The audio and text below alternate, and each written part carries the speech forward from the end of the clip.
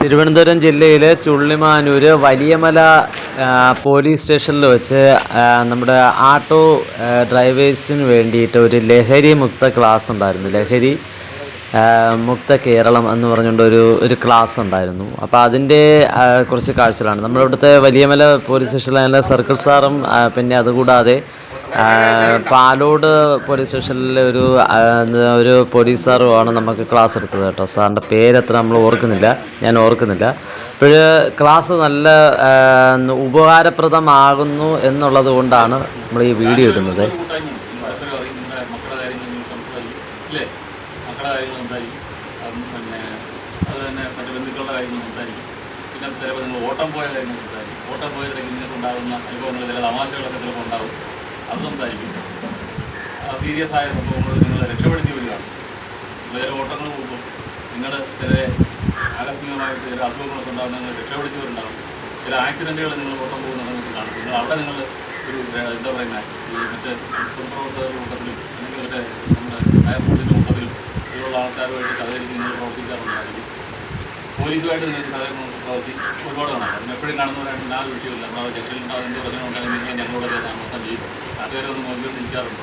പലപ്പോഴും നിങ്ങൾ നോക്കിക്കൊണ്ട് നിൽക്കാറുണ്ട്. എത്രയും ഉണ്ടാക്കാൻ വേണ്ടി എല്ലാ തരം നിങ്ങളുടെ ഭാഗത്തുനിന്നുണ്ടാവും. പിന്നെ ആരെങ്കിലും എവിടെയെങ്കിലും പോയി അന്വേഷിച്ച് വരുവാണെങ്കിൽ നമുക്ക് ഞാൻ ഒരാളെ കണ്ടിട്ടുണ്ട് എന്ന് ചോദിച്ചാൽ അത് നിങ്ങൾക്ക് മറുപടി പറയാൻ പറ്റും. അങ്ങനെ വിവിധമായ കാര്യങ്ങൾ നിങ്ങളുടെ നിങ്ങൾ ചെയ്യാറുണ്ട്. പുറത്തും അത് വീടിന് പുറത്തും സ്റ്റാൻഡിലൊക്കെ ആയിട്ട് ഒരുപാട് കഴിഞ്ഞു. പക്ഷേ നിങ്ങളതൊന്നും അറിയുന്നില്ല. ഒരു ദിവസം വരുന്നു, വൈകുന്നേരം പോകുന്നു, പിറ്റേ ദിവസം വരുന്നു, നിങ്ങളിങ്ങനെ പോകുന്നു ഇല്ലേ? നിങ്ങളതെല്ലാം എപ്പോഴും ചിന്തിച്ചിട്ടുണ്ടോ? ഇന്നലെ നമ്മൾ എന്ത് ചെയ്തു എന്ന് എപ്പോഴും ചിന്തിക്കാൻ നിങ്ങൾക്ക് സമയം കിട്ടിയിട്ടില്ലെങ്കിൽ ചിന്തിച്ചിട്ടില്ല. പക്ഷേ നിങ്ങൾ ഇന്നലെ ഒരുപാട് കാര്യങ്ങൾ ചെയ്തിട്ടുണ്ടാകും. ഒരുപാട് ആൾക്കാരെ ഇന്നലെ നിങ്ങൾ കണ്ടിട്ടുണ്ടായിരുന്നു. ആ ആൾക്കാർക്കെല്ലാം വിദ്യുത സ്വഭാവങ്ങളുള്ളവരെ ഒരുപാട് കുട്ടികളെ നിങ്ങൾ കണ്ടിട്ടുണ്ടായിരുന്നു ഇല്ലേ? ഒരുപാട് അധ്യാപകരെ, കുട്ടികളെ സ്ഥിരം കാണുന്നവരെ ചിലപ്പോൾ നിങ്ങൾ കണ്ടില്ലെന്ന് ഇന്നലെ പറഞ്ഞിട്ടുണ്ടായിരുന്നു. സ്ഥിരം കാണുന്നവരെ കണ്ടില്ലെന്ന് പറഞ്ഞിട്ടുണ്ടായിരിക്കും. നിങ്ങൾ ഓർക്കുന്നില്ലെന്നേ ഉള്ളൂ. നിങ്ങൾ എന്തെങ്കിലും ഒരുപാട് കാര്യങ്ങൾ ചെയ്തിട്ടുണ്ട്. പക്ഷേ നമ്മളെപ്പോഴും വിട്ടുപോകുന്ന നമ്മുടെ വീടാണ്. വീടുമായിട്ടുള്ള നമ്മൾ ചെല്ലുമ്പോൾ മാത്രമേ ഉള്ളൂ. എന്തെങ്കിലും ഫോൺ വിളിച്ചിട്ടാണെന്ന് സമയം കിട്ടത്തില്ല. പിന്നെ വിളിക്കാൻ ഓട്ടത്തിലാന്ന് പറയില്ലേ? നമ്മളാകെ ഒഴിവാക്കുന്ന അതേ ഉള്ളൂ. നമ്മളാകെ ഒഴിവാക്കുക നമ്മളെ വീട്ടിലെയാണ്. വീട്ടിൽ നിന്ന് വിളിക്കുന്ന അവിടെ പറയുന്നത് എന്താ? ഞാൻ ഓട്ടത്തിലാണ്, തിരക്കിലാണ്, പിന്നെ വിളിക്കും. വേറെ ഒരു ബന്ധു വിളിച്ചാണോ പറയും, ഇപ്പോൾ എന്തൊട്ട് വിളിച്ചാൽ സുഖമില്ല, ഞാനിപ്പോൾ അങ്ങോട്ട് വരാൻ പറയും. വീട്ടിൽ സുഖമില്ല, ഒരു കാര്യം ചെയ്യാം, അപ്പോൾ കല്ലിട്ടിലോട്ട് പോകും, ഞാൻ നോക്കട്ടെ, ഞാൻ ഇപ്പോൾ ഓട്ടത്തിലാണ്. അവിടെ നിന്ന് വേറെ ഓട്ടത്തിൽ അങ്ങനെ പോയിട്ട് കുറച്ച് വീണ്ടും വിളിക്കും. അത് ഇങ്ങനെ എനിക്കൊരു നമ്മളോട് മറുപടി വീട്ടുകാർക്കതാ, ഞാനും കിട്ടും. ബാക്കിയെല്ലാം നമ്മൾ ചെയ്യും, ഞാനും കിട്ടും അല്ലേ? നമ്മൾ പറയുന്നത് നിങ്ങൾ പറയുന്ന മറുപടി ആയിരിക്കും പറഞ്ഞത്. നമ്മൾ കഴിഞ്ഞ ഒരാഴ്ചത്തെ കാര്യങ്ങൾ ചോദിച്ചു കഴിഞ്ഞാൽ പോലീസ് വരുമ്പോൾ പറയും, വീട്ടുകാർ പറയും. പക്ഷേ ചെന്ന എന്നോട് പറഞ്ഞാൽ എനിക്ക് ഓർമ്മയില്ല കേട്ടോ എന്ന് പറയുന്നത്. അതാണ് നിങ്ങളുടെ തിരക്കെന്ന് പറയും. നിങ്ങൾക്ക് റെസ്റ്റ് ഉണ്ടോ എന്ന് ചോദിച്ചാൽ നിങ്ങൾക്ക് കാര്യമായ റെസ്റ്റ് ഒന്നുമില്ല. എപ്പോഴാണ് നിങ്ങളുടെ റെസ്റ്റ്? ഒരു ഓട്ടം വഴി തിരിച്ചു വരുമ്പോൾ നിങ്ങൾ പരസ്പരം സംസാരിക്കുന്നത് ഇതൊക്കെയാണ് നിങ്ങൾക്ക് ആകെയുള്ള റെസ്റ്റ്. ഇതൊക്കെ ഇരിക്കാനുള്ള അറിയാം. പിന്നെ നിങ്ങൾ ഏറ്റവും കൂടുതൽ ഈ പറയുന്ന AC ക്കകത്തൊന്നുമില്ലല്ലോ, നിങ്ങൾ ഈ റോഡിലാണ്. നിങ്ങളുടെ ഈ കാലാവസ്ഥയനുസരിച്ച് നിങ്ങൾ കാലാവസ്ഥ ജീവിക്കുന്നതോ. പക്ഷേ നിങ്ങളിലിടയിൽ ചില കക്ഷികളുണ്ട്. അവരാണ് നിങ്ങളുടെ നല്ലവരായിട്ട് നിങ്ങളുടെ പേരുടെ കളയുന്ന കുറച്ച് ലക്ഷ്യം. അത് നിങ്ങൾ ശ്രദ്ധിക്കുന്നു. അവരെ നന്നാക്കാൻ നിങ്ങൾ ശ്രദ്ധിക്കുക. അപ്പോൾ ഞാനീ പറയുന്ന കാര്യത്തിലാണ് ഇങ്ങനൊരു കുറച്ച് പരിപാടി വയ്ക്കുന്നതെന്ന് പറഞ്ഞാൽ നിങ്ങൾ സ്വതന്ത്രമായ ഒരു സ്ഥലത്തിരുന്ന് കുറച്ച് ചിന്തിക്കണം. കുറച്ച് കാര്യങ്ങൾ മനസ്സിലാക്കാനുണ്ട്. നമ്മുടെ സമൂഹം നിങ്ങളുടെ കാലമല്ല ഇപ്പോൾ. നിങ്ങളെയോ എൻ്റെയോ ഒന്നും കാലമല്ല.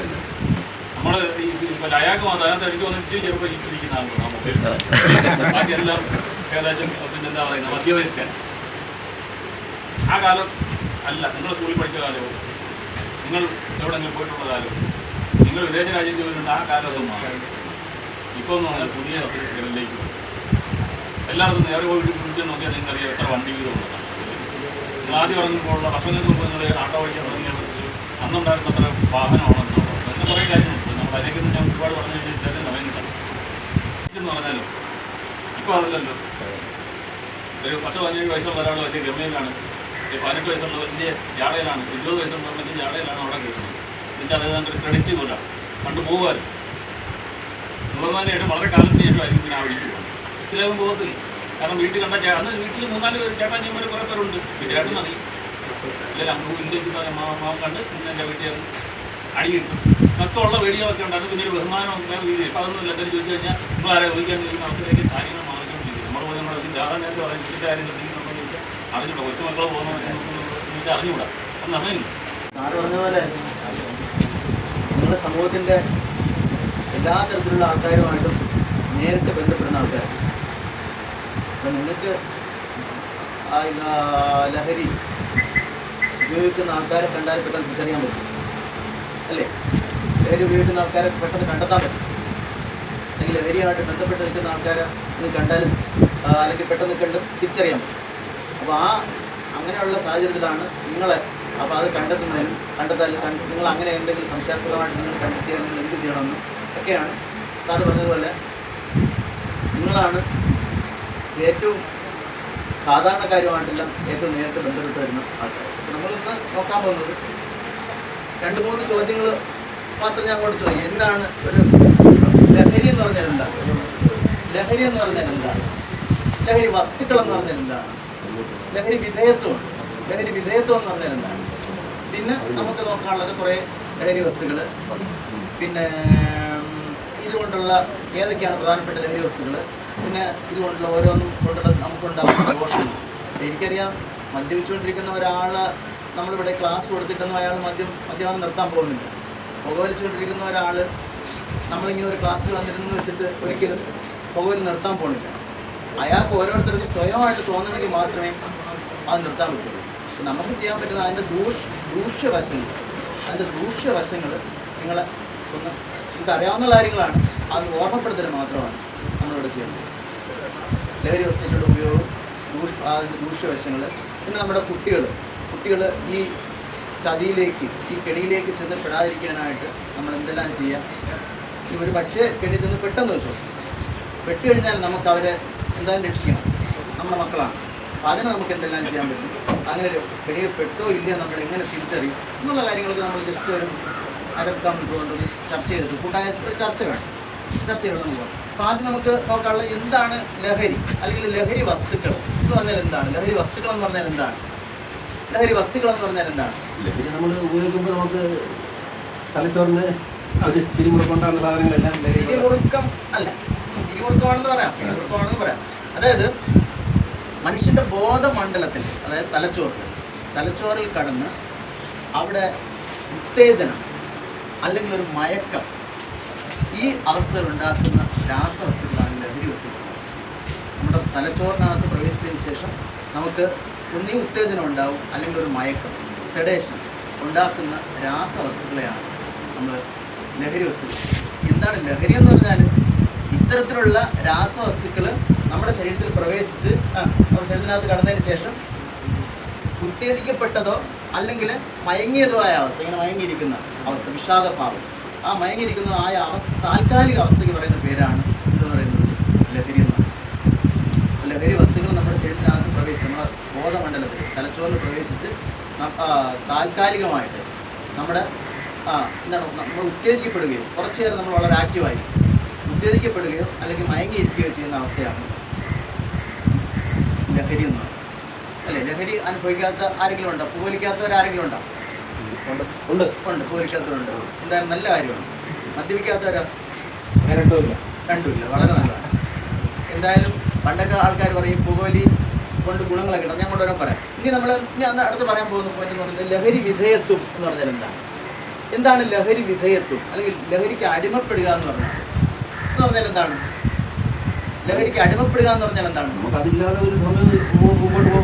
അത് ഒഴിച്ചുകൂടാൻ പറ്റാത്ത അവസ്ഥ.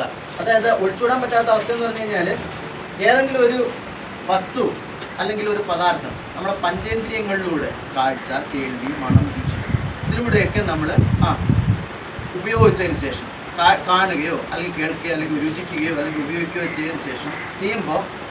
ചെയ്യുമ്പോൾ നമുക്ക് ഒരു സന്തോഷം ഉണ്ടാകും, ഉത്തേജിക്കപ്പെട്ട അവസ്ഥ, നമുക്ക് നല്ല ഒരു എനർജി ഉണ്ടാകും, ഒരു സന്തോഷം, ഒരു ആനന്ദം ഉണ്ടാവുകയും ഈ ആനന്ദം നിലനിർത്തുന്നതിന് വേണ്ടിയിട്ട് നമ്മൾ അത് വീണ്ടും ഉപയോഗിക്കാൻ തോന്നുകയും, ഇത് നമ്മൾ ഒരു ലഹരി വസ്തു നമ്മൾ ഉപയോഗിക്കുമ്പോൾ പഞ്ചേന്ദ്രിയങ്ങളുണ്ട്. അത് കാണുക, ചില ആൾക്കാർ വീഡിയോ ഗെയിമും അത് അഡിക്ഷനാണ്.